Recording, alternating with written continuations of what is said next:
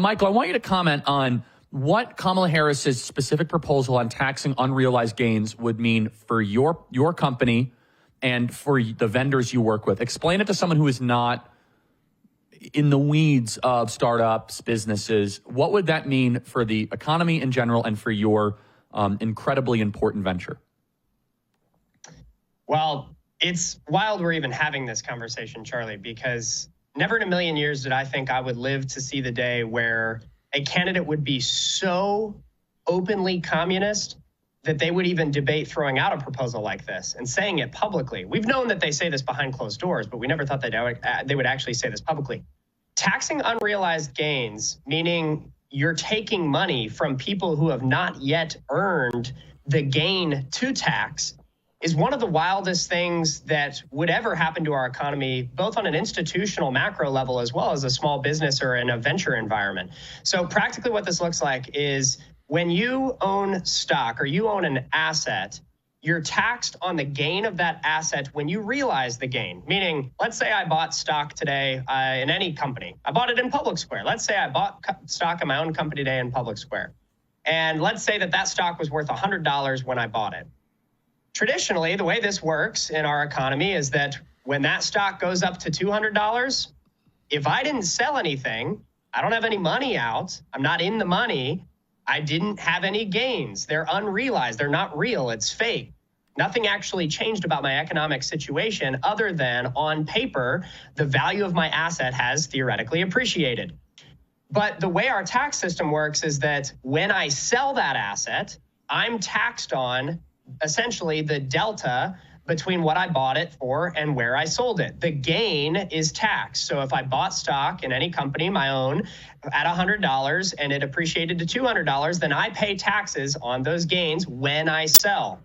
The problem with taxing unrealized gains is that if my stock or my value of my assets, if my house, if my business appreciates in value, and I get taxed on the appreciation of the value, even if I haven't sold any of the assets to be able to pay for the taxes, how exactly am I going to pay taxes? I haven't actually earned any additional income that I could utilize to pay my taxes. This is the most disincentivizing structure to propose for taxes because it is the most blatant form of harming growth. So let's say I'm a company now. I'm a small business and I'm trying to appreciate my business in value.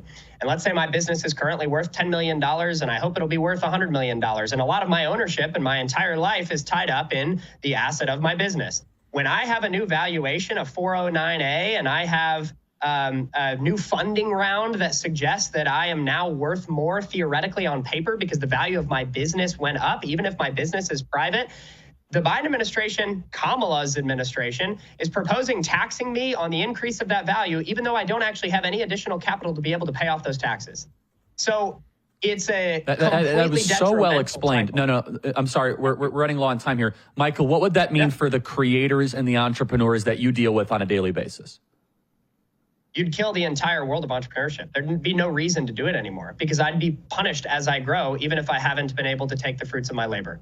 Traditionally, and I'm 4 years into our startup environment, and thank God we've had a lot of success, and I'm so grateful for it. But I'm not rich. I haven't pulled any cash out. I've never sold a penny of our own stock. And so if you take an entrepreneurial journey like me, you might look at me and say, well, you're the CEO of a publicly traded company on the New York Stock Exchange. I bet you're sitting fat and pretty. It's not true. I have not taken a single penny off the table out of our company in stock. But our stock has sure appreciated a lot in value in the last 4 years. So if I'm an entrepreneur trying to grow my business and I get penalized as the growth of my business projects forward, even though I haven't taken any winnings, what incentive is there for me to even keep building anymore? I won't literally be able to. So for the millions of entrepreneurs in our country, you have 30 million small businesses and sole proprietorships in the United States, Charlie. For those 30 million folks that are out there that are trying to do their best to grow their businesses and are not taking winnings along the way, they're waiting for a much more grander payday years down the road. All of a sudden, that entire system becomes essentially imploded overnight with a proposal of a tax on unrealized gains. It's absolutely absurd on its face. Michael, Michael, I'm going to clip this and send it out. It was great analysis. And this is not political, everybody, but it's just very simple. Kamala Harris will destroy the American entrepreneur. That is in her proposal. And you have no Public Square, these great companies that we like, Patriot Mobile. It would be destroyed. And that is the agenda of the Marxist Kamala Harris. Thank you so much, Michael Seifert. Great work. Check out publicsquare.com. That is publicsquare.com. Everyone check it out and support it. Michael, we're behind you 100%. Thank you.